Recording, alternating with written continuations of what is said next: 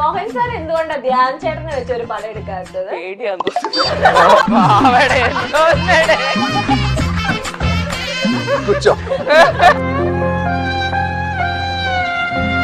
വിനീതേട്ടാ ചിരിച്ച് കഴിഞ്ഞിട്ട് ചേച്ചിയുടെ ജാതകം ചേച്ചി വായിച്ച കണിയാൻ മരിച്ചുപോയി. കറക്റ്റാണോ? പൊട്ടന് ലോക പൊട്ടനാണ്. അത് മരിച്ചിട്ടുണ്ടാവും. ആളുകൾ മരിക്കുമല്ലോ. എനിക്ക് ഭ്രാന്തായി പോയതാണ്, അത് നാട്ടുകാർക്ക് മൊത്തം ഭ്രാന്തായ. ധ്യാൻ ചേട്ടനോ അങ്ങനെ ജാതകമൊക്കെ നോക്കി വെച്ചിട്ടുണ്ടോ? അവൻ പണ്ട് നോക്കാനൊക്കെ പോയിട്ടുണ്ട്. അത് വേറെ കഥയുണ്ട്. മൃദുലും കണ്ണൂരാ, 4 പേരും കണ്ണൂരാ. ഓള് കണ്ണൂരാ, എല്ലാ ഓള് കണ്ണൂരാ. മട്ടാഞ്ചേരി മാഫിയ അഭിനയിച്ച 4 പടം 100 crore എല്ലാം മട്ടാഞ്ചേരി മാഫിയ. ഒരാള് സയായിട്ട് ഫ്ലേർട്ട് ചെയ്യാൻ ശ്രമിച്ചു. ഒച്ചത്തിലൊരു ഇതാണ്, എടാ ഇനി എന്നെ പഞ്ചാര അടിക്കാ. അതവിടെയുള്ള മുഴുവൻ ആൾക്കാരും കേട്ടു.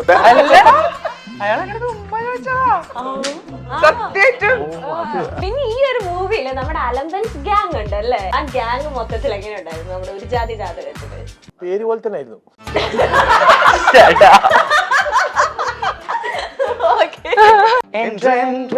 പുന്നകൈ முடிவிலா புன்னகை என்ற நாளும் மீண்டும் மீண்டும் திறந்த ஒரு துளி பார்வையிலே. ഹൈ ക്വാളിറ്റി മെറ്റീരിയൽസ് കൊണ്ടാണ് നമ്മുടെ ഓരോ വീടും നിർമ്മിച്ചിരിക്കുന്നത്. അതുകൊണ്ട് തന്നെ 10 വർഷത്തെ വാറന്റിയാണ് നമ്മുടെ ഗ്യാരണ്ടി. ഇതുപോലൊരു വീടല്ലേ സർ ആഗ്രഹിക്കുന്നത്? ഇങ്ങനൊരു വീട് ആരാണ് ആഗ്രഹിക്കാത്തത്? Byte homes for Kerala's leading tech enabled home builder.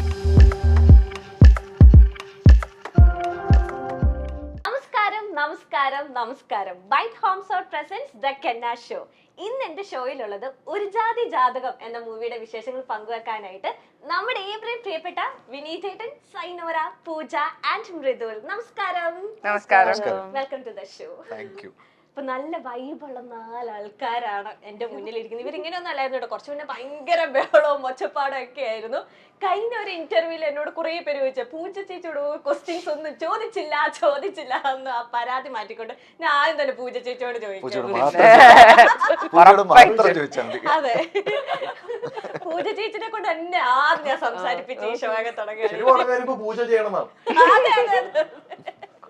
അതെ, ഒരു ജാതി ജാതകത്തിൽ അങ്ങനെ പൂജ ചെയ്തോണ്ട് ചേച്ചി എങ്ങനെയുണ്ടായിരുന്നു ഒരു ജാതി ജാതകം? ഇത്രയും നല്ല അടിപൊളി കോമ്പോസ് ആണ് ചേച്ചിയുടെ ഒപ്പം ആക്ട് ചെയ്തത്. അപ്പൊ എങ്ങനെയുണ്ടായിരുന്നു ആ ഒരു ഫീലും കാര്യങ്ങളൊക്കെ?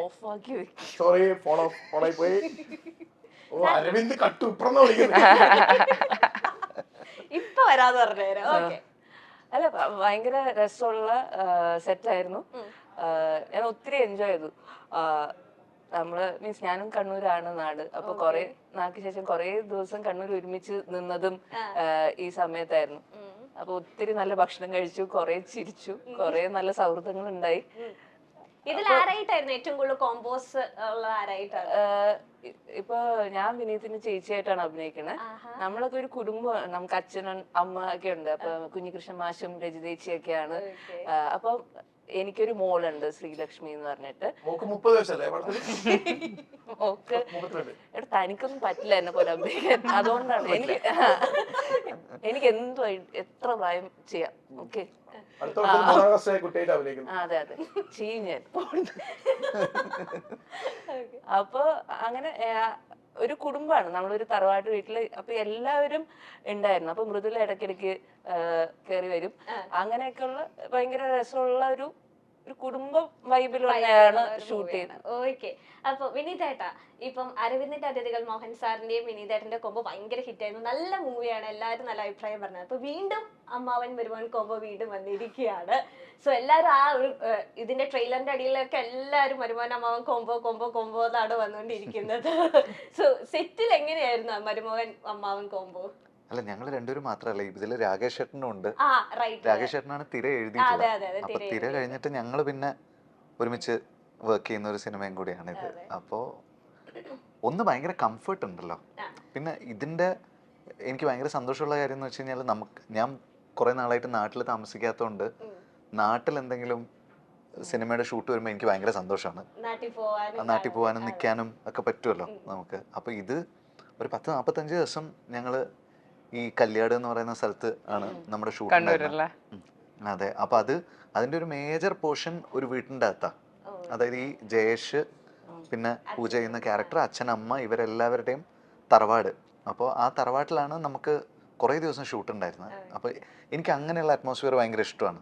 ഇപ്പം അരവിന്ദൻ്റെ അതിഥികളാണെങ്കിലും ഇങ്ങനെ ക്യാരവാനിൽ ഫുൾ ടൈം ഇരിക്കാതെ നമ്മൾ ഒരു സ്ഥലത്ത് തന്നെ, അത് എപ്പോഴും സിംഗിൾ ലൊക്കേഷനിൽ കുറേ ഷൂട്ട് ഉണ്ടാകുന്ന സമയത്താണ് നമുക്ക് ആ ഫ്ലെക്സിബിലിറ്റി കിട്ടുക. ഔട്ട്ഡോറൊക്കെ ആവുന്ന സമയത്ത് നമുക്ക് മിക്കവാറും നമ്മൾ എന്താ പറയുക, കറക്റ്റ് ഷൂട്ടിൻ്റെ സമയത്ത് ആർട്ടിസ്റ്റുമായിട്ട് നമ്മൾ കാണുക പോലും ചെയ്യുള്ളൂ. ഇത് ആ പ്രമിസിൽ എല്ലാവരും ഉണ്ടാവും.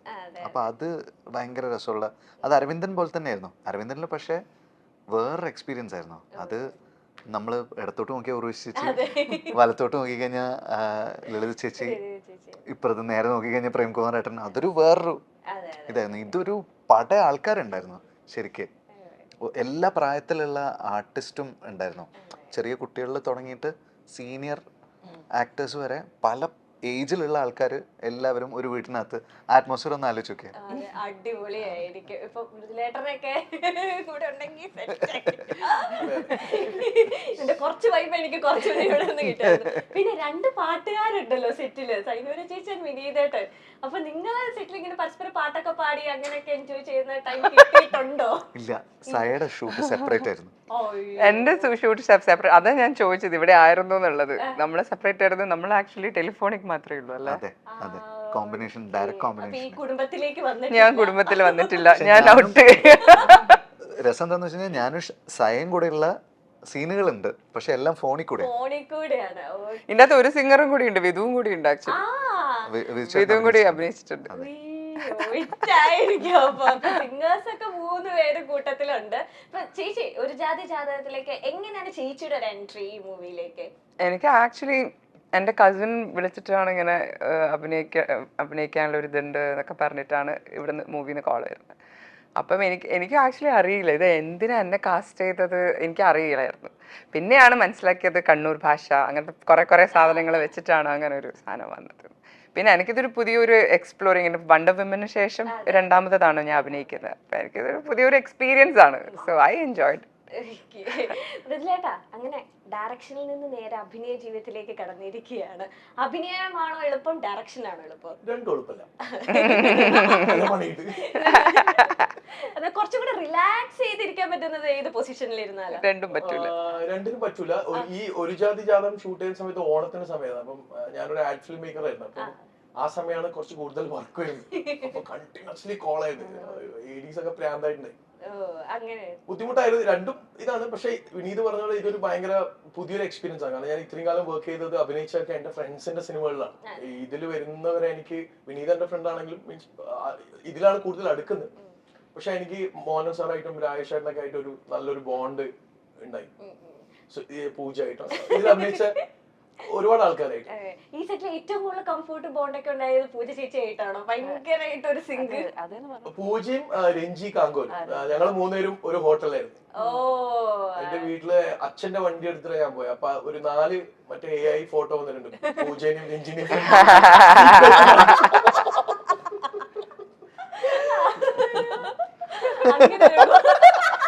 അച്ഛൻ എന്നോട് ഏതാണ് ഈ പെൺകുട്ടി, അത് രാത്രി 12:45 ഫോട്ടോ വരുമല്ലോ, കൃത്യമായിട്ട് ഫോട്ടോ വരും. എല്ലാം വിസിബിൾ ആക്കിക്കൊണ്ടുള്ള ഫോട്ടോസ്. ഈ സിനിമയുടെ ടൈറ്റിൽ പോലെ ഒരു ജാതി ജാതകം എന്നാണ്. സ്വന്തം ജാതകം മുഴുവനായിട്ട് വായിച്ച ആരെങ്കിലും ഉണ്ട് ഈ കൂട്ടത്തില്? സംസ്കൃതം അറിയണ്ടേ? ജാതകം സംസ്കൃതത്തിലല്ലേ? അല്ല, ജാതകം നോക്കാൻ പോകുമ്പോഴത്തേനും പറഞ്ഞു തരുമല്ലോ. ഓലെയോ? അതൊക്കെ പണ്ട് പുരാതന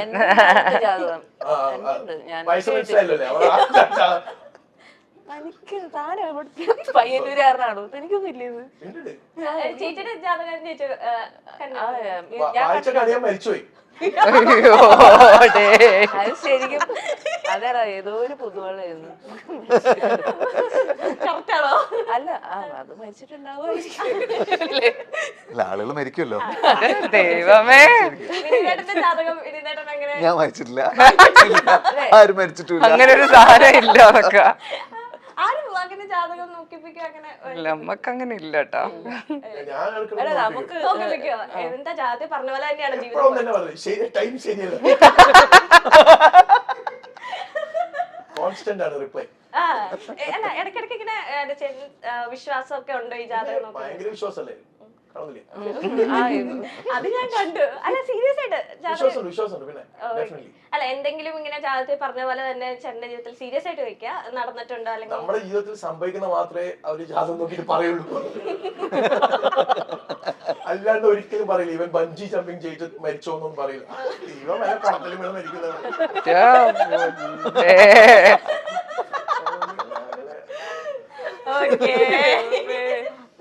ഞാൻ ഉദ്ദേശിച്ച ചേട്ടൻ ഡയറക്ടർ ആവും, ഇങ്ങനെ വലിയ ഡയറക്ടർ വലിയ ആക്ടർ അങ്ങനെയൊക്കെ ആവും, മോന്റെ തലവിധി മാറി എന്നൊക്കെ അങ്ങനെയൊക്കെ പറഞ്ഞിട്ടുണ്ടോ? ഇടക്കിടക്ക് ശുക്രദശ എന്ന് പറയും, പക്ഷെ ആ ദശ കണ്ടിട്ടില്ലേ? മൃദുലിന് എന്താ കുഴപ്പം? മൃദുൽ ആക്ച്വലി ഭയങ്കര ഹൈ ഫ്ലൈയിങ് ആഡ് മേക്കർ ആണ്. അതുകൊണ്ട് പിന്നെ ടെൻഷൻ വേണ്ടല്ലോ, ജാതകം അറിയേണ്ട ആവശ്യമില്ലല്ലോ. വിനീതേട്ടൻ ഇതിൽ വിശ്വസിക്കുന്നുണ്ടോ? അല്ലെങ്കിൽ എന്തോ ആ ജാതകം അങ്ങനത്തെ രീതിയിൽ ഒന്നും നോക്കാത്ത എന്തുകൊണ്ടാണ്? പേടിയുണ്ടാ നോക്കാത്ത? ഇനി നമ്മളിത് വായിക്കാൻ പോയിട്ട് ടെൻഷൻ അടിക്കണ്ടല്ലോ, അതുകൊണ്ട് ഞാൻ നോക്കാറില്ല. നമ്മുടെ പടത്തിന്റെ പ്രൊഡ്യൂസേഴ്സ് ചില ആൾക്കാർ ഇങ്ങനെ പറയും 9 മണിക്ക് മുമ്പ് ഷൂട്ട് ചെയ്യരുത്, 9 മണി കഴിഞ്ഞാൽ ഫസ്റ്റ് ഷോട്ട് എടുക്കാൻ പാടുള്ളൂ എന്ന് പറയും. അപ്പൊ അവർക്ക് വിശ്വാസം ഉള്ളത് കൊണ്ട് ഓക്കെ അതങ്ങനെ എന്ന് പറയും. ചില സമയത്ത് പടത്തിന്റെ ചില ഡിലേ ഒക്കെ ഉണ്ടാകുമ്പോ ഞാനിങ്ങനെ ചുമ്മാ ചോദിക്കും, കബഡി നിരത്തിയിട്ട് എന്താണ് പറയുന്നത്, വല്ലതും നടക്കുവോ അങ്ങനെയൊക്കെ ചോദിക്കും. അല്ലാണ്ട് ഞാൻ ആ ഏരിയ പോവാറില്ല, എനിക്ക് അറിയണ്ട. ധ്യാൻ ചേട്ടനോ അങ്ങനെ ജാതകമൊക്കെ നോക്കിപ്പിച്ചിട്ടുണ്ടോ? എനിക്ക് അറിഞ്ഞൂടാ, അവനോട് ചോദിക്കും. ജാതകം നോക്കിപ്പിച്ച ചിലപ്പോ ഇതുണ്ടാവും, വർഷത്തിൽ ഇത്രയും പടം നീ ചെയ്യുന്ന. അല്ല അത് അവൻ പണ്ട് നോക്കാനൊക്കെ പോയിട്ടുണ്ട്. അത് വേറെ കഥയുണ്ട്. അല്ല അത് വേറൊരു ഇന്റർവ്യൂല് നമുക്ക് പറയാം. ഞാനിപ്പോ ഓൾറെഡി പറഞ്ഞു കഴിഞ്ഞതില്. ഇനി പറഞ്ഞ എനിക്ക് വിളിച്ചു പോകും. അതാ. അല്ല ആ ജാതത്തിൽ നടന്ന പോലൊക്കെ നടന്നിട്ടുണ്ടെന്ന് അങ്ങനെ എന്തെങ്കിലും ഹിന്റ് ധ്യാൻ ചേട്ടൻ പറഞ്ഞിട്ടുണ്ടോ? ധ്യാന്റെ അമ്മ പണ്ട് എനിക്ക് പറയുന്ന പോലെ ഓർമ്മയുണ്ട്, ഇത്ര വയസ്സ് വരെ അവന് മോശ സമയം എന്നൊക്കെ പറയുന്നുണ്ട്. ആക്ച്വലി ആ അവന്റെ ലൈഫ് ടേൺ ആവും എന്ന് പറയുന്ന സമയത്തൊക്കെ തന്നെയാണ് അത് ടേൺ ആയത്. അപ്പൊ എനിക്കിതിന്റെ അതെങ്ങനെയാണെന്നൊന്നും എനിക്കറിയില്ല, ഞാൻ അതിന്റെ പിന്നാലെ പോയിട്ടില്ല, പക്ഷെ അങ്ങനെയൊക്കെ കേട്ടിട്ടുണ്ട്. ഇതില് ഒരു ജാതി ജാതകത്തിന്റെ ടീസറും സോങ് ഒക്കെ കണ്ടപ്പോഴത്തേനും ഒരുപാട് ഇങ്ങനെ ജാതകം നോക്കി കുറെ പെണ്ണുങ്ങൾ ഇങ്ങനെ അന്വേഷിച്ച് ലാസ്റ്റ് കല്യാണം കഴിക്കാൻ വേണ്ടി ഒരു പെണ്ണിനെ എത്തി. അങ്ങനെ ഒരു സോങ് എന്താ ഐ ഗോട്ട് മൈ ഡൈനോസർ. അപ്പം അത്രയും പാടുപെട്ട് അങ്ങനത്തെ ഒരു തീമാണോ ഈ പെണ്ണിന്റെ പുറകെ പോവാ, ജാതകം നോക്കുക, ശരിയാവുന്നില്ല? ഇതെല്ലാം ഇതിനകത്തുണ്ട്. ഇതിന്റെ സ്റ്റോറി എന്ന് പറയുന്നത് ഭയങ്കര സിമ്പിൾ ആണ്, പക്ഷെ ഇതിനകത്ത് കുറെ കാര്യങ്ങൾ നടക്കുന്നുണ്ട്. ആ നടക്കുന്ന കുറെ കാര്യങ്ങൾ പുതിയതാണ്, ഇഷ്യൂസ് പുതിയതാണ്. ഇപ്പം സൈനൽ ചേച്ചിയുടെ അടുത്ത് വരുമ്പോ ചേച്ചി പറഞ്ഞ ഇന്റർവ്യൂസിൽ ഞാൻ കേട്ടിട്ടുണ്ട്, എന്റെ അടുത്തേക്ക് വരുന്നത് ഞാൻ അങ്ങനെ വേണ്ടാന്ന് വെക്കില്ല. ഇപ്പം എന്തായാലും ഇപ്പൊ ആക്ടിങ് ആണെങ്കിൽ ആക്ടിങ്, മ്യൂസിക് ഡയറക്ഷൻ ആണെങ്കിൽ കമ്പോസിങ് ആണെങ്കിൽ ഞാൻ ട്രൈ ചെയ്യും, എനിക്കത് ഇഷ്ടമാണ് എന്ന് പറഞ്ഞിട്ടുണ്ട്. അപ്പൊ അങ്ങനെ ഒരു പേടില്ലാതെ ഇത്രയും കോൺഫിഡന്റ് ആയിട്ട് ചിലവർക്ക് നമ്മള് തൊടാത്ത ഒരു കാര്യമാകുമ്പോഴത്തേനും ഒരു ചെറിയൊരു പിൻവലിക്കും. പക്ഷെ ചേച്ചി അങ്ങനെ ചെയ്യില്ല, എന്റെ ജീവിതത്തിൽ ഞാൻ അങ്ങനെ ചെയ്തിട്ടില്ല. പേടിയില്ല എന്നൊന്നും പറയാൻ പറ്റൂല. ആദ്യത്തെ ദിവസം ഇപ്പം വണ്ടർ വിമനിൽ ആക്ച്വലി 3 ദിവസം നമുക്ക് ട്രെയിനിങ്ങും കുറച്ച് എല്ലാവരും കൂടി ഇരിക്കുന്ന അങ്ങനത്തെ ഒക്കെ ഉണ്ടായിരുന്നു. ഇവിടെ വന്നിട്ട് സ്ക്രിപ്റ്റ് ഇങ്ങനെ തന്ന് സ്റ്റാർട്ട് ആക്ഷൻ കട്ട്, ഞാനിങ്ങനെ എന്ത് ഞാൻ അത്ര പ്രൊഫഷണൽ ആണ് നിങ്ങൾ വിചാരിച്ചോ? ടക്ക് നിർത്തായിരുന്നു. ഞാൻ ടെൻഷൻ അടിച്ചു, നന്നായി ടെൻഷൻ അടിച്ചിട്ടുണ്ടായിരുന്നു ആദ്യം, പക്ഷെ പിന്നെ കുഴപ്പമില്ല. എനിക്കിഷ്ടമാണ്. എനിക്ക് എപ്പോഴും ഇങ്ങനെ നമ്മളെ ലിമിറ്റ് ചെയ്യരുത് എന്നുള്ളൊരു തോട്ട് പ്രോസസ്സ് എപ്പോഴും ഉണ്ട്. നമ്മളെപ്പോഴും നമ്മളെ ഒരു സ്ട്രക്ചറിൽ, ഇപ്പം വിനീതിനെ അടുത്ത് നോക്കുക, വിനീത് സിംഗറാണ്, ആദ്യം സിംഗിങ് ചെയ്തു, പിന്നെ ആക്ടിങ്, പിന്നെ ഡിറക്ഷൻ, ലൈക്ക് അപ്പം നമ്മളെ ലിമിറ്റ് ചെയ്യാൻ പാടില്ല എന്നുള്ളൊരു സാധനം എപ്പോഴും എനിക്കുണ്ട്. അപ്പോൾ എപ്പോഴും ഒരു ഡിഫറെൻ്റ് ആയിട്ടുള്ള ഒരു സാധനം വരുമ്പോൾ, ഇപ്പോൾ ഡബ്ബിങ് ആണെങ്കിൽ എനിക്ക് ഇഷ്ടമാണ്, ലൈക്ക് എനിക്ക് എക്സ്പെരിമെൻറ്റ് ചെയ്യാൻ ഇഷ്ടമാണ്. നമ്മൾ മോസ്റ്റ്ലി ത്രോട്ട് വെച്ചിട്ട് ഇത് ചെയ്യുന്നത്, ഇമോട്ട് ചെയ്യുന്നതാണല്ലോ. അപ്പൊ ഇത് എനിക്കൊരു എക്സ്പീരിയൻസ് ആയിരുന്നു. I really enjoyed it actually. ഈ മൂവിയിലെ തന്നെ ഒരു പെൺകുട്ടി, ഈ മൂവിയിലെ തന്നെ ഒരു പെൺകുട്ടി ഉണ്ട് ഞാൻ ജീവിതത്തിൽ കണ്ടതിൽ വെച്ച് ഏറ്റവും നല്ല ഒരു വ്യക്തി എന്ന് പറയുന്നത് വിനീത് ശ്രീനിവാസനാണ്. വിനീത് പൊന്തി പൊന്തി എവിടെയോ എത്തുന്നുണ്ട് കേട്ടാ. വേണ്ട നല്ലത് പറയുന്നത് പെൺകുട്ടി അത് പറയുന്നതാണ് ഞാൻ വിശ്വസിച്ചത്. അല്ലേ? അല്ല പക്ഷെ വിനീതിന് അങ്ങനെ ഒരു ഇതുണ്ട്, നമുക്ക് അങ്ങനെ ഒരു ഇങ്ങനെ ഒരു മോശം പറയാനുള്ള ഒരു സാധനം ഇതുവരെ തന്നിട്ടില്ല. പൂജ ചേച്ചി ഫസ്റ്റ് ടൈം അല്ലേ വിനീത് ഏട്ടനായിട്ടുള്ള ഒരു മൂവി അല്ലെങ്കിൽ കോംബോ ഒക്കെ വരുന്നത്. അപ്പം ഈ നിങ്ങളുടെ ഒപ്പം തന്നെ ആക്ട് ചെയ്ത ഒരു കുട്ടി തന്നെയാണ് പറഞ്ഞേക്കുന്നത് ഏറ്റവും നല്ല മനുഷ്യനാണ്, ഞങ്ങൾക്ക് ക്യാരവനിൽ കയറ്റി ബിരിയാണിയൊക്കെ ചിത്തിയല്ലേ പറഞ്ഞത്? അതെ അതെ. അപ്പൊ നിങ്ങൾക്ക് അതെ സസ്പെൻസ് പോലെ നിങ്ങൾക്ക് ബിരിയാണിയൊക്കെ കിട്ടിയോ? നമ്മള് ബിരിയാണി കഴിച്ചിട്ടുണ്ട്, നമ്മള് വേറെയും പലതും കഴിക്കാൻ ഒരുമിച്ച് ഫുഡ് കഴിക്കാൻ പോയിട്ടുണ്ട്. മീൻസ് ഇവിടെ ഇപ്പൊ വിനീത് മാത്രമല്ല, ഇപ്പൊ കുടുംബം മൊത്തം ഒരു ഫുഡി ഫാമിലിയാന്ന് തോന്നുന്നു. അപ്പൊ നമുക്ക് റെഗുലർലി നാട്ടുകാരെന്നെ കൊറേ ഭക്ഷണം എല്ലാ ദിവസവും വൈകുന്നേരം നമുക്കിങ്ങനെ സ്പെഷ്യൽസ് എന്തെങ്കിലുമൊക്കെ കൊണ്ടു തരുമായിരുന്നു. അപ്പൊ ഞാൻ പറഞ്ഞ ഒത്തിരി നല്ല ഭക്ഷണം കഴിച്ച ഒരു സമയമായിരുന്നു. കുറച്ച് നേരത്തെ പറഞ്ഞേ ഉള്ളൂ കുഞ്ഞുമത്തി കഴിക്കാൻ ആഗ്രഹം വരും. ഞാൻ മോഹനേട്ടനോട് ഞാൻ പറയുന്നത് എനിക്ക് കുഞ്ഞുമത്തി കഴിക്കാൻ ആഗ്രഹം. പിറ്റേ ദിവസം രാത്രി കൊറേ കുഞ്ഞുമത്തി എനിക്ക് ഒറ്റയ്ക്ക് കഴിച്ചാൽ തീരൂല, അത്രയ്ക്ക് കുഞ്ഞുമത്തി വറുത്തത് എന്റെ മുറിയിലോട്ട് കൊടുത്തിട്ടു. അപ്പം അങ്ങനെ നമ്മളിങ്ങനെ പാമ്പർ ചെയ്ത് നമ്മള് താമസിക്കുന്ന ഹോട്ടലിൽ മാമൻ ഇടയ്ക്ക് വരും. അപ്പൊ കോളിംഗ് ബെൽ അടിക്കും. കോളിംഗ് ബെൽ അടിച്ച് ഡോർ തുറക്കുമ്പോ ഡയറക്ടർ ആണല്ലോ, അപ്പൊ നമ്മൾ എന്താ വിചാരിക്കുക നാളത്തെ സീനിനെ പറ്റി സംസാരിക്കാൻ എന്തെങ്കിലും ഡിസ്കസ് ചെയ്യാനുണ്ടാവും എന്നാണല്ലോ നമ്മൾ വിചാരിക്കുക. നേരെ തുറന്നു കഴിഞ്ഞാല് പറയും 10 മിനിറ്റിൽ മത്തി വരും, ഭക്ഷണം കഴിക്കണ്ട. മറുപടിക്ക് പോലും കാത്തുക്കില്ല, മാമൻ അങ്ങനെ തിരിച്ചു വരും. മൃദുവേട്ടൻ എങ്ങനെയാണ്, ഫുഡി ആണോ? ഇവരൊപ്പം കൂടി കണ്ണൂര് ആ സൈഡിലേക്കൊക്കെ നല്ല ഫുഡാണല്ലോ, അപ്പൊ ഫുഡി ടൈപ്പ് ആണോ? എങ്ങനത്തെ ടൈപ്പാ? ജീവിക്കാൻ വേണ്ടി ഭക്ഷണം കഴിക്കുന്നത് അല്ലേ പൂജ? മൃദുല കണ്ണൂരല്ലേ? മൃദുലും കണ്ണൂരാ, 4 പേരും കണ്ണൂരാ. ഇവളെ കണ്ണൂരൊന്നുമല്ല, ഓള് കണ്ണൂരാ. കടക്വാസിലാണ്. ഇവളെ ഫുൾ ഹിന്ദിയാണ്. ഇവളെ കണ്ണൂരൊന്നുമല്ല, എല്ലാം ഓള് കണ്ണൂരാ. ഇവളെ മട്ടാഞ്ചേരി മാഫിയ. ഇവിടെ അഭിനയിച്ച 4 പടം ഇപ്പം 100 crore എല്ലാം മട്ടാഞ്ചേരി മാഫിയ അല്ലേ? ഇനി അവരും വിളിക്കൂല. സ്വാമി തമാശ തമാശ തമാശ. സ്വാമി ചരണം. ഞാൻ പൂജ സ്വാമി എന്ന് പറയുന്നത് കണ്ടില്ല, അത് ഉള്ളത് വന്ന മാല ഇട്ടോണ്ട് ചേച്ചിക്ക് കൂടുതലൊന്നും വിളിക്കാനും പറ്റുന്നില്ല, മനസ്സിൽ വിളിക്കുന്നത് ആവശ്യത്തിന് പുറത്ത് പറയുന്നില്ല. വിനീതേട്ടാ ഈ ചിരിച്ച കഴിഞ്ഞിട്ട് അയ്യോ മോഹൻ സാർ എന്തുകൊണ്ടാ ധ്യാൻ ചേട്ടനെ വെച്ച് ഒരു പടം എടുക്കാത്തത്? പേടിയാന്ന് തോന്നുന്നു.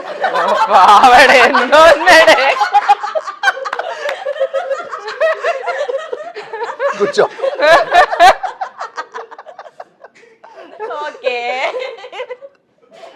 ധ്യാന ഡേറ്റ് ഇല്ലാത്തോണ്ടായിരിക്കും. ധ്യാന ഡേറ്റ് ഇല്ല, അത് സത്യമാണ്, അതൊരു പരമാർത്ഥമായ സത്യമാണ്. അല്ലെങ്കിൽ എങ്ങനെ പറഞ്ഞിട്ടുണ്ടോ മോഹൻ സാർ ഇനി അടുത്തത് എനിക്ക് ധ്യാനം വെച്ചൊരു പടം എടുക്കണം വിനീത്, അങ്ങനെയൊക്കെ എപ്പോഴെങ്കിലും നിങ്ങളുടെ ഡിസ്കഷനിൽ വന്നിട്ടുണ്ടോ? നമ്മളെ ഡിസ്കഷനിൽ അങ്ങനെ രാകേഷ് ഏട്ടനും ധ്യാനുമായിട്ട് ഒരു പ്രോജക്റ്റ് അവര് ഡിസ്കസ് ചെയ്യുന്നത് എനിക്കറിയാം. മോഹൻ അങ്ങനെ ഒന്നും പറഞ്ഞ് ഞാൻ കേട്ടിട്ടില്ല. ഇല്ല, ഓക്കെ. ഇപ്പം ഇപ്പൊ ശ്രീനിവാസൻ സാറായാലും മോഹൻ സാറായാലും വിനീതയുടെ ചെറുപ്പം മുതലേ കാണുന്നതാണ് അല്ലെ? ബാല്യകാലം തൊട്ടേ ഇവര് സിനിമാ പ്രേമികളായതുകൊണ്ട് തന്നെ ഇങ്ങനെ ഡിസ്കഷൻസും കാര്യങ്ങളൊക്കെ ഇങ്ങനെ ഇരുന്ന് കാണുന്നതാണ്. അപ്പം അച്ഛന്റെയും ഈ മോഹൻ സാറിന്റെ ശ്രീനിവാസൻ സാറിന്റെയും മോഹൻ സാറിന്റെ ഒരു നല്ലൊരു ഓർമ്മ, അവരുടെ ബോണ്ടിങ് ഒക്കെ എങ്ങനെയാണ്? ഇല്ല, അച്ഛനോട് മാമനൊന്നും ഡിസ്കസ് ചെയ്യില്ല. ഇല്ല, പേടിയായിട്ടാണോ? ക്രിറ്റിസൈസ് ചെയ്യോ? അങ്ങനെ അല്ല, അങ്ങനെയല്ല.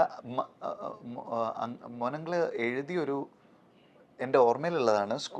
ഞാൻ സ്കൂളിൽ പഠിക്കുന്ന സമയത്ത് എഴുതിയൊരു സംഗതി അച്ഛൻ വായിച്ചിട്ട് നല്ല അഭിപ്രായം പറഞ്ഞിട്ടുണ്ട്. അതൊരു അച്ഛനും മോളും അല്ലേ, അങ്ങനെ എന്തോ ഒരു അങ്ങനെ ഒരു സംഗതിയായിരുന്നു. അപ്പോൾ അതൊരു ഷോർട്ട് സ്റ്റോറി പോലെയോ അങ്ങനെ എന്തോ മോനങ്ങൾ എഴുതിയിട്ട് അച്ഛന് കൊടുത്തിട്ട് അത് വായിച്ചിട്ട് പറഞ്ഞു അവന് ഫ്ലെയർ ഉണ്ട് എന്ന് പറഞ്ഞു. എഴുത്തിൻ്റെ ഒരു സാധനം ഉണ്ട്, അത് അച്ഛന് ഇഷ്ടപ്പെട്ടിട്ട് എന്നോട് പറഞ്ഞ എനിക്ക് ഓർമ്മയുണ്ട്. സൈനൽ ചേച്ചിയുടെ ഒരു ബെസ്റ്റ് ഫ്രണ്ട് ശില്പ ചേച്ചി പറഞ്ഞേക്കുന്നത് ഇപ്പൊ നിങ്ങൾക്കൊരു ഗ്യാങ് ഉണ്ടല്ലോ, നിങ്ങളുടെ ഒരു കൂട്ടത്തില് ഭാവന ചേച്ചി, ശില്പ ചേച്ചി, സൈനൽ ചേച്ചിയൊക്കെ. അപ്പൊ സൈനോരോട് ഒരു കാര്യം പറയാൻ പറ്റില്ല. അവള് എന്തെങ്കിലും സീക്രട്ട് പറഞ്ഞിട്ടുണ്ടെങ്കിൽ അവള് പോലും അറിയാണ്ട് അത് വേറെ ആൾക്കാരുടെ ഒരു കോമഡി ഉണ്ട്. ഞാൻ അങ്ങനെയല്ല കേട്ടോ ഇപ്പൊ.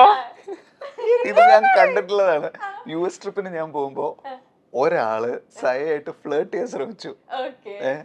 അപ്പൊ അത് ഞങ്ങൾ എങ്ങനെയാ അറിഞ്ഞെന്നറിയോ? ഒച്ചത്തിലൊരു എടാ ഇനി എന്നെ പഞ്ചാര അടിക്കാണ്. അത് അവിടെയുള്ള മുഴുവൻ ആൾക്കാരും കേട്ടു. അയാൾ അതിനുശേഷം ലൈഫിൽ പഞ്ചാര അടിച്ചിട്ടില്ല. അല്ലടാ, അയാൾ എന്റെ അടുത്ത് ഉമ്മ ചോദിച്ചതാ. സത്യായിട്ടും അറിയില്ല. പിന്നെ ഞാൻ വലിച്ചു കീറി ഒട്ടിച്ചിട്ട് അവിടെ ഇട്ട് കൊടുത്തു. സയന പേടിയാണ്. സയന പല ആളുകൾക്കും പേടിയാണ്. അതെന്താന്ന് എനിക്ക് അറിയില്ലടാ. ഞാൻ അത്ര അങ്ങനെയാണോ? ഇല്ല നല്ലതാ ആക്ച്വലി. നീ അങ്ങനെ തന്നെ മതി. അതന്ന് എനിക്ക് ഓർമ്മയുണ്ട്. ശരിയാ. നമ്മളെല്ലാരും നമുക്ക് ആക്ച്വലി അയാളോട് പാവം തോന്നി. നാളം കിട്ടും. ഈ സംഭവം അറിയില്ലല്ലോ എന്താ നടന്നത്. അയ്യോ അത് പറയാൻ പറ്റുമോ എനിക്കറിയില്ല. അത് പറയണ്ട. കുടുംബമൊക്കെ ആയിട്ട് ആൾക്കാർ ജീവിക്കും. എന്തായാലും അതൊരു സത്യം നമ്മൾ അറിഞ്ഞിരിക്കുന്നു. സൈന ചേച്ചി അങ്ങനെയാണ്, മനസ്സിലൊന്നും വെക്കില്ല, അറിയാണ്ട് തന്നെ ഇങ്ങനെ പുറത്ത് അങ്ങനെ അത് അറിഞ്ഞോണ്ടല്ല, അറിയാതെ തന്നെ ഇങ്ങനെ സീക്രട്ടുകളെല്ലാം പുറത്ത് പറയും. സീക്രട്ട് പുറത്ത് പറയുന്നത് എനിക്ക് മനസ്സിലായി ഇപ്പൊ എന്താ ഉദ്ദേശിച്ചത്. പക്ഷെ ഇപ്പൊ അങ്ങനെയല്ല. ഓരോരോ ഫേസിൽ ഓരോരുത്തർ എനിക്ക് ചേഞ്ചസ് ഉണ്ട് എന്ന് എനിക്ക് തോന്നിയിട്ടുണ്ട്. പക്ഷെ എനിക്ക് ദേഷ്യം വരുമ്പോൾ ഞാൻ എക്സ്പ്രസ് ചെയ്യുന്ന ഒരാളാണ്. ഞാൻ ദേഷ്യം വരുമ്പോൾ ഞാൻ ഒരിക്കലും അത് അങ്ങ് ഹൈഡ് ചെയ്ത് വെക്കാറില്ല എന്ന് എനിക്ക് തോന്നാറുണ്ട്. ഇതെല്ലാം കണ്ടിട്ട് ഇനി ആൾക്കാർ പേടിക്കോളി.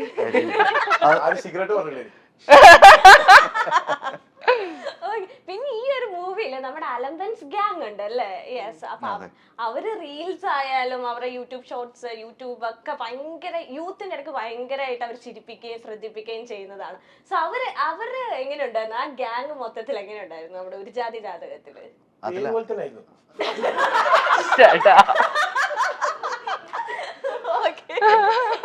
അലമ്പൻസ് തന്നെയായിരുന്നു. അത് അടിപൊളിയായിരുന്നു. കുറച്ച് കോമ്പിനേഷൻ ഒരു വൈബ് ഉണ്ടായിരുന്നു. ഇനി അങ്ങനെയല്ലേ പറയാൻ പറ്റുള്ളൂ. അവരത് എവിടെ ഇരിപ്പുണ്ട്.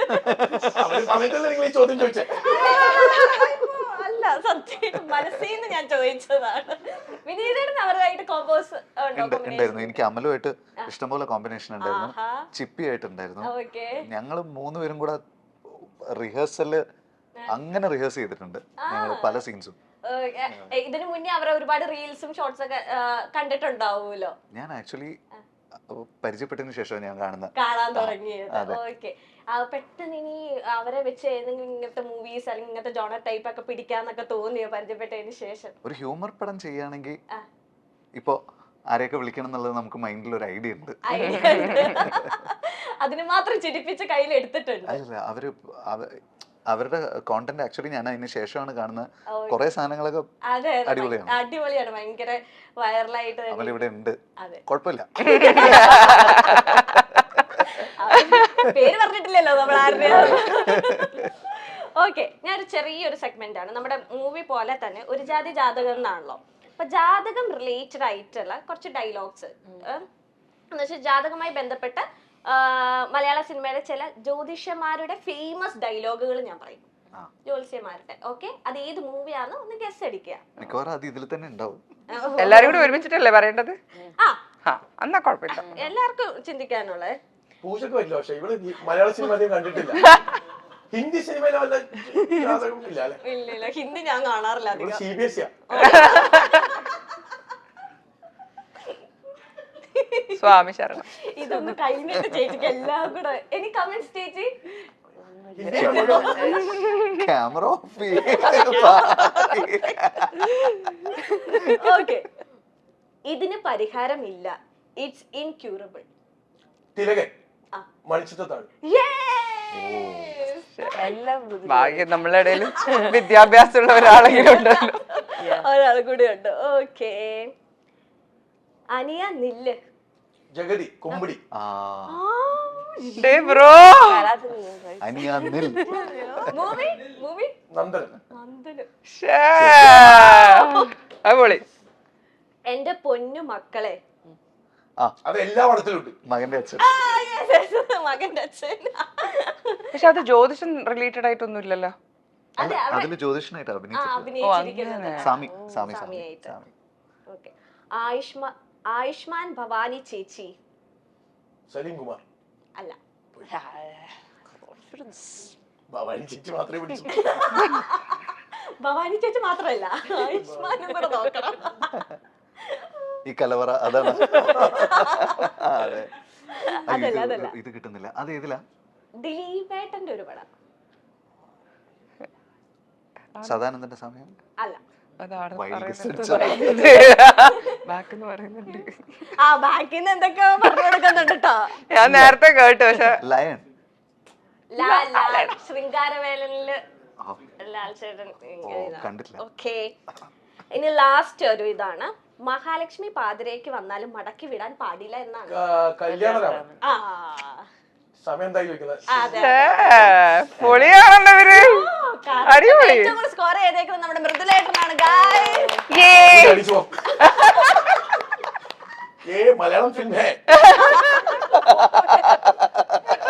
പൂജ ഇപ്പൊ യശ്രാജിന്റെ വെബ് സീരീസ് ഒക്കെ ചെയ്തു വന്നേ. എങ്ങനെയുണ്ടായിരുന്നു? വളരെ മോശമായിരുന്നു. വളരെ നല്ലതായിരുന്നു.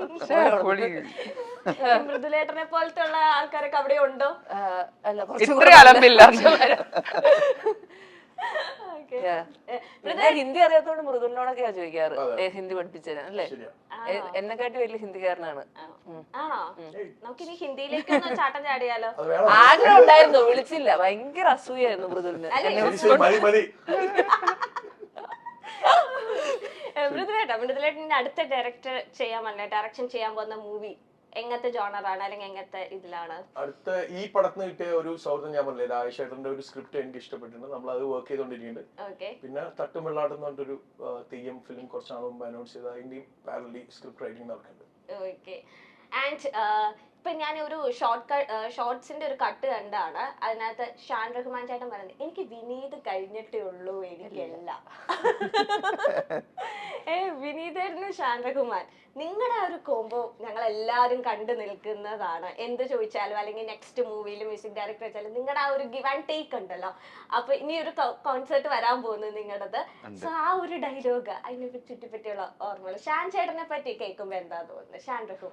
ഷാൻ റഹ്മാൻ കുറേ മെമ്മറീസ് ഉണ്ട്. കുറേ സിനിമയ്ക്ക് മുമ്പ് നമ്മൾ ഒരുമിച്ച്, നമ്മൾ ആക്ച്വലി ഒന്നും ചെയ്യാൻ വേണ്ടിയിട്ടല്ല, ഒരുമിച്ച് ജാം ചെയ്ത് കുറേ പാട്ടുണ്ടായപ്പോൾ ഒരു ആൽബം ആക്കി റിലീസ് ചെയ്തതാണ് കോഫി അറ്റ് MG Road. അപ്പോൾ ആ ടൈം തൊട്ട് 20 years ഇപ്പോൾ ആയി. 20 years ആയിട്ടുള്ള ഒരു ജേർണി ഉണ്ടല്ലോ. പല സാധനങ്ങളും നമ്മൾ ഒരുമിച്ച് എക്സ്പ്ലോർ ചെയ്ത്. ഒരു മിക്സിംഗ് തിയേറ്ററിൽ ഞങ്ങൾ രണ്ടുപേരും കയറുന്നത് ആദ്യമായിട്ടാണ്. ഞങ്ങൾ രണ്ടുപേരും ഫസ്റ്റ് ടൈം മിക്സിന് വേണ്ടിയിട്ട് കയറുന്നത് ഞങ്ങളുടെ പടത്തിന്റെ മിക്സിനാണ്, മലർവാടിക്ക്. അപ്പോഴാണ് ഞങ്ങളൊരു മിക്സിംഗ് തിയേറ്ററിൽ കയറുന്നത്. അപ്പം നമുക്ക് ഒരു ഐഡിയ ഇല്ല 5.1 എങ്ങനെയാണ് മിക്സ് ചെയ്യുന്നത്, എന്താണ് ഇതിൽ നടക്കുന്നത്, ഒന്നും അറിയില്ല. അപ്പോൾ ആകെ സ്റ്റീരിയോ എന്ന് പറയുന്ന ഒരു സാധനത്തിന് മാത്രമേ അവനും എക്സ്പോഷർ ഉള്ളൂ, എനിക്കുള്ളൂ. അപ്പോൾ നമ്മളിങ്ങനെ ഫിഗർ ഔട്ട് ചെയ്യണം. അങ്ങനെ പലതും ഒരുമിച്ച് ഫിഗർ ഔട്ട് ചെയ്ത് അവൻ മ്യൂസിക് ചെയ്യുന്നത് കണ്ടിട്ടാണ് ഓക്കെ ഇതെങ്ങനെയാണ് പ്രോഗ്രാം ചെയ്യുന്നത്, പ്രോഗ്രാമിങ് ചെയ്യുമ്പോൾ എന്തൊക്കെ ഓട്ടോമേഷൻസാണ് ചെയ്യുന്നത്, ഓക്കെ ട്രാക്ക് എങ്ങനെയൊക്കെ മാനിപ്പുലേറ്റ് ചെയ്യാം, ഈ സാധനമൊക്കെ ഞാൻ ഷാൻ ചെയ്യുന്നത് കണ്ടിട്ട് അവൻ്റെ കൂടെ ഇരുന്ന് പഠിച്ചാ. അവൻ ഇൻസ്ട്രക്ഷൻ മാനുവൽ നോക്കിയിട്ടും പഠിച്ചാ. അപ്പം അങ്ങനെ ആ ഒരു കോംബോ നല്ല രസമുണ്ട്. ഓക്കെ. സൈനൽ ചേച്ചി പുതിയതായിട്ട് കാര്യങ്ങൾ പഠിക്കാൻ ഭയങ്കര ഇഷ്ടമുള്ള കൂട്ടത്തിലാണ്. ഇപ്പൊ പിയാനോ, ഗിത്താർ പഠിക്കുന്നു, അതോടൊപ്പം തന്നെ ഇപ്പൊ ലേറ്റസ്റ്റ് ആയിട്ട് ഒരു കോഴ്സും കാര്യങ്ങളൊക്കെ എടുക്കുന്നു. അതെങ്ങനെ അറിഞ്ഞു? അരിച്ചു വരയ്ക്കങ്ങ്. ഞാൻ മ്യൂസിക് പ്രൊഡക്ഷൻ കോഴ്സിന് അപ്പം അങ്ങനെ ചെയ്യുമ്പോൾ സ്വന്തമായിട്ട് എന്തെങ്കിലും ചെയ്യുന്നു, പ്രൊഡക്ടിവിറ്റി ആകാനുള്ള ഒരു ശ്രമം കൂടിയാണോ? പുതിയ കാര്യങ്ങൾ പഠിക്കുന്നത് എനിക്ക് ഇഷ്ടമാണ് ബേസിക്കലി. അതിപ്പം മ്യൂസിക് ആയിട്ട് റിലേറ്റ് ചെയ്തിട്ട് അല്ലെങ്കിൽ ഇപ്പൊ ഞാൻ കിക്ക് ബോക്സിംഗും ചെയ്യുന്നുണ്ട്. എനിക്ക് തോന്നുന്നു എപ്പോഴും നമ്മളെപ്പോഴും ഒരു യങ് ആയിട്ട് വെക്കും. പിന്നെ നമ്മൾ ഇതുവരെ പരിചയപ്പെടാത്ത പല ആൾക്കാരെയും കൂടെ വർക്ക് ചെയ്യലും ഇറ്റ്സ് എ ഡിഫറെൻറ്റ് എക്സ്പീരിയൻസ്. എനിക്ക് ഇഷ്ടമാണ് അത്. ആക്ച്വലി പ്രൊഡക്ഷൻ പഠിച്ചു. ഇപ്പം ആക്ച്വലി ഒരു പുതിയ ആൽബം ചെയ്യാനുള്ള ഒരു സാധനം ഇപ്പം നമ്മളെ തന്നെ സൗണ്ടിങ് കൊണ്ടുവരാൻ വേണ്ടി പറ്റും സ്വന്തമായിട്ട് പ്രൊഡക്ഷൻ ചെയ്യുമ്പോൾ തന്നെ. അപ്പം അങ്ങനെ ഒരു ആഗ്രഹത്തിന്റെ ബേസിസിലാണ് അത് ചെയ്തത്. പക്ഷെ ഇതുവരെ സ്റ്റാർട്ട് ചെയ്തിട്ടില്ല. സ്റ്റാർട്ട് ചെയ്യണോ? അതെ അതെ. പിന്നെ തന്നെ ഇങ്ങനെ ഈ പിയാനോ, ഗിറ്റാർ അങ്ങനത്തെ ഇൻസ്ട്രുമെന്റിലോട് എന്തെങ്കിലും താല്പര്യമുണ്ടോ? എന്തെങ്കിലും അറിയോ ചേട്ടന്? ഇല്ല, എനിക്ക് നേരത്തെ ഉണ്ടായിരുന്നു. എനിക്ക് ഗിറ്റാർ പഠിക്കണം എന്ന് ഭയങ്കര ആഗ്രഹം ഉണ്ടായിരുന്നു. പക്ഷെ എന്നെ കൊണ്ട് അത് പറ്റൂല എന്ന് മനസ്സിലായി. കാരണം കൈവേന എടുത്തിട്ട് നിർത്തിയാണ് ഞാൻ. ആ മെനക്കെട് പറ്റില്ല. അല്ല, പക്ഷെ പണ്ട് കവിതയിലും മറ്റേ മാപ്പിളപ്പാട്ടൊക്കെ പാടുമായിരുന്നില്ല പണ്ട്? അല്ല, ഞാൻ വയലിൻ ട്രൈ ചെയ്തിട്ടുണ്ട് ചെറുപ്പത്തില്, പക്ഷെ നിർത്തിയതാ. അത് നന്നായിട്ട് വായിക്കാൻ പറ്റുന്ന ആൾക്കാർ വായിക്കട്ടെ. പക്ഷെ എനിക്ക് ഇൻട്രസ്റ്റ് ഉള്ള കുറെ സംഗതികളുണ്ട്. അപ്പം നമ്മുടെ ഈ വിശേഷങ്ങൾ തീരുന്നതിനോടൊപ്പം തന്നെ 2 പാട്ടുകാരാണല്ലോ നമുക്ക് കിട്ടിയേക്കുന്നത്. അപ്പൊ നിങ്ങൾ രണ്ടുപേരും കൂടെ ഒരു 4 വരി പാട്ടും കൂടെ പാടിയിട്ട് നമുക്കിത് വൈൻഡപ്പ് ചെയ്താലോ? എല്ലാവർക്കും കൂടി പാടാൻ തോന്നുന്നു. നമ്മൾ മാത്രം പാടുമ്പോൾ ഒരു സുഖമില്ല.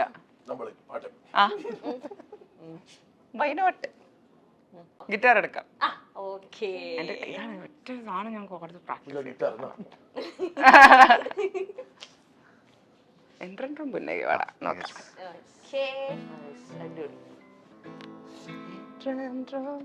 ഓക്കെ ആണോ? என்றென்றும் புன்னகை முடிவிலா புன்னகை என்ற நாளும் மீண்டும் மீண்டும் திறந்தனும் ஒரு துளி பார்வையிலே என்றென்றும் புன்னகை முடிவிலா புன்னகை என்ற நாளும் மீண்டும் மீண்டும் திறந்தனும் ஒரு துளி பார்வையிலே ஓ ஏலோ ஏலே ஓ ஏலோ ஏலே ஓ ஏலோ ஏலே ஓ ஏலோ ஏலே தீம் தீம் தனன தீம் தனன ஓ பானமே அல்லையோ தீம் தீம் தனன தீம் தனன கானலே அல்லையோ தீம் തനന. പ്രാക്ടീസ് ചെയ്യുന്നതിന് മുൻപായിരുന്നു. നമ്മളും ആദ്യമായിട്ടായിട്ട് പാടുന്നത്. ഈ പാട്ട് ആദ്യമായിട്ടാണ്. ഈ പാട്ട് ആണ് ഞാൻ ആദ്യമായിട്ട് രണ്ടുപേരും ലൈവായിട്ട് ഞങ്ങൾ കുറെ സ്റ്റേജ് ചെയ്തിട്ടുണ്ട് ഒരുമിച്ച്. ഈ പാട്ട് ചെയ്തിട്ടില്ല. ഇല്ല ഇല്ലല്ലേ? സെന്യൂറിറ്റ ഒക്കെ നമ്മൾ പെർഫോം ചെയ്തിട്ടുണ്ട്.